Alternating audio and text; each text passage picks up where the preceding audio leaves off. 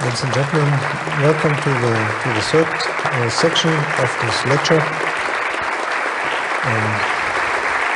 Please calm down a bit. Now there are a few questions which have been given to me in the break, and I would like to address each one of them now in the row like they are here. Now the first question: how does the immune response in bone work if there is so little blood supply?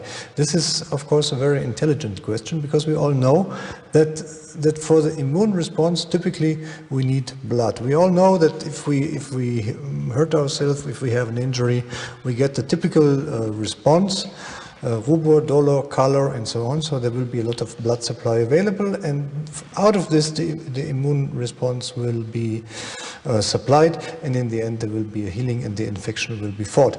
Now in bone, the situation is a little bit different, because in bone simply can't turn up the blood supply so easily, because there are no blood vessels, and of course in the Haversian canals we cannot increase the blood supply. So how does bone defend itself? Well, bone, very simply, in very simple words, defends itself by the high mineral content. So the very high mineral content, this calcium phosphate, is so high that simply the bacteria cannot live inside.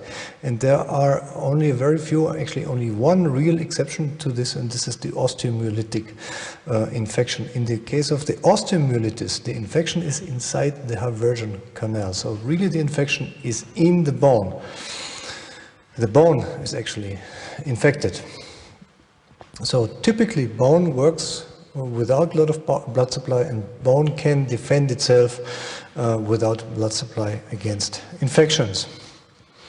The next question is regarding biologic osseointegration. I've mentioned the term biologic osseointegration. Are there other ways of integration also? Well, to answer this, please think about the implants, about fracture plates and screws and traumatology. These implants are integrated immediately. So as soon as the screw of the fracture plate is in contact with the cortical bone, there is no other reaction necessary. It simply is integrated, and there is no such thing as a biologic osseointegration to those parts of the implants which are in contact with the cortical bone. So a kind of immediate osseointegration is possible. Osseointegration, and let me remind you of this, osseointegration means only that there's a direct contact between the implant and the bone. It doesn't mean, or it doesn't presuppose, that the bone actively does anything to accept the implant or to actively integrate or like to hug the bone. This is not necessary. It's the term osseointegration describes only the result, the direct contact between the implant and the bone. So the immediate osseointegration of the cortical bone, the direct contact between the cortical bone and the implant, also is osseointegration. The next question: if the implant surface is not incentive for the bone to grow onto, why then does bone heal? Well, in short, if there is no implant inside the bone will also heal. And simply the bone heals because the corticals want to close, and well, as long as the implant is not preventing this, the bone will do exactly this.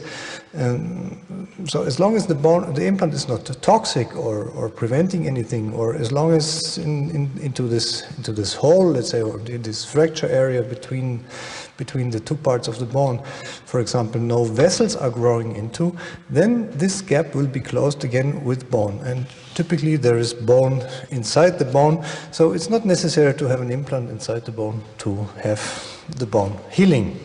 The next question is a very practical question, because we see basal implants made from plastic appearing on the market, the PEEK implants.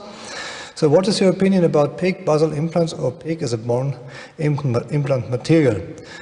Well, in general, we know from traumatology, from orthopedic surgery, that basically PEEK is a good material for replacement of bone. So we see a lot of limbs, intervertebrate discs, and so on being produced by PEEK. This works well, and in those fields there is no problem with this